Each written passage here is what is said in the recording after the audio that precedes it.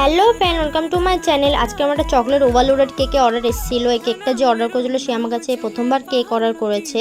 এটা ছিল 2 পাউন্ডের মধ্যে চকলেট ফ্লেভার কেক। সো প্রথমে কেকটা ক্রাম কোটিং করে তারপর চকলেট ক্রিম দিয়ে ফাইনাল কোটিং করে নিচ্ছি। সাইডেও আমি একটা স্ক্যাপার দিয়ে সমান করে নিচ্ছি।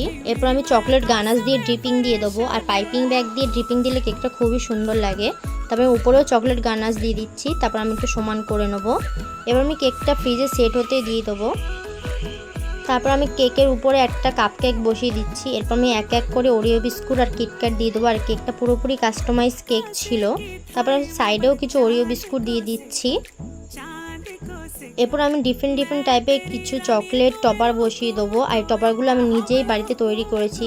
আমি সাইডে আর উপরে বসিয়ে দিচ্ছি টপারগুলো। এবার আমি নিচেও একটা কাপ কেক বসিয়ে দেবো। আর যেহেতু এইটা পুরো চকলেট ওভারলোডেড কেক ছিল, তাই আমি বেশি বেশি করে চকো চিপস দিয়ে দিচ্ছি উপরে। এবারে আমি কিছু গোল্ডেন কালারের লিপ বসিয়ে দেবো। এই লিপটা পুরোপুরি এডিবেল, এগুলো খাওয়া যাবে।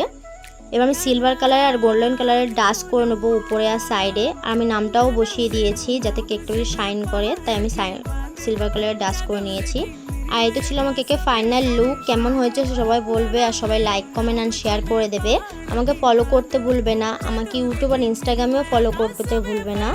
Thank you for watching.